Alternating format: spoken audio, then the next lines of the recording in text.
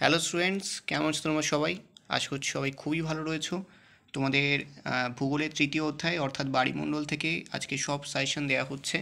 অর্থাৎ 1 নম্বরে যে এমসিকিউ বা একটি বা দুটি শব্দের উত্তর, এবং তার পাশাপাশি 3 নম্বরে যে পার্থক্যধর্মী কোশ্চেন, 2 নম্বরে কোশ্চেন, 5 নম্বরে কোশ্চেন, প্রত্যেকটাই কিন্তু দেওয়া হচ্ছে।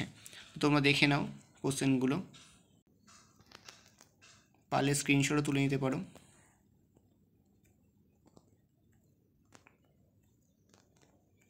সবগুলোই কিন্তু তোমাদের করানো হয়ে গেছে বিভিন্ন ধরনের প্র্যাকটিস সেটে, মানে ভূগোল থেকে আমরা 10টা প্র্যাকটিস সেট তোমাদের করিয়েছিলাম।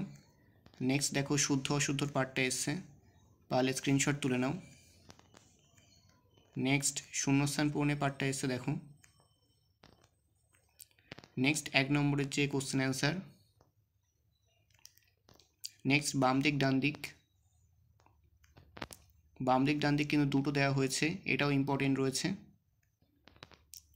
নেক্সট 2 নম্বরে কোশ্চেন, বায়ুমণ্ডল বলতে কী বোঝো, সমুদ্র তরঙ্গ বলতে কী বোঝো, উপসাগরীয় স্রোত কাকে বলে, প্ল্যাঙ্কটন কপ্রকারও কী কী, শৈবাল সাগর কী, বানডাকা কী, নরওয়ে উপকূল সারা বছর বরফমুক্ত থাকে কেন, সংযোগ ও প্রতিযোগ অবস্থান কী, চান্দ্র জোয়ার কী, সারাসারি বান কী, অ্যাপোজি জোয়ার কী, হিমশৈল সম্পর্কে কী জানো, সবকটাই কিন্তু ইম্পর্টেন্ট রয়েছে।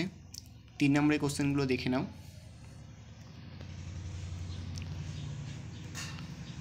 নেক্সট চলে আসছি 5 নম্বরের কোশ্চেন। 5 নম্বরের কোশ্চেন কিন্তু তোমাদের এখানে দুটো দেওয়া হয়েছে, জোয়ার ভাটার শ্রেণীবিভাগ করে আলোচনা করো আর জোয়ার ভাটা সৃষ্টির কারণগুলি আলোচনা করো। দুটোই কিন্তু খুবই ইম্পর্টেন্ট এবছরের জন্য। তিনটে দেখো, মানব জীবনে সমুদ্র স্রোতের প্রভাব বা গুরুত্বসমূহ আলোচনা করো আর মানব জীবনের উপর জোয়ার ভাটার প্রভাবগুলি আলোচনা করো। এই চারটে কোশ্চেনের মধ্যে আমি বলবো যে জোয়ার ভাটা শ্রেণীবিভাগ করে আলোচনা করো ও জোয়ার ভাটা সৃষ্টির কারণগুলি আলোচনা করো।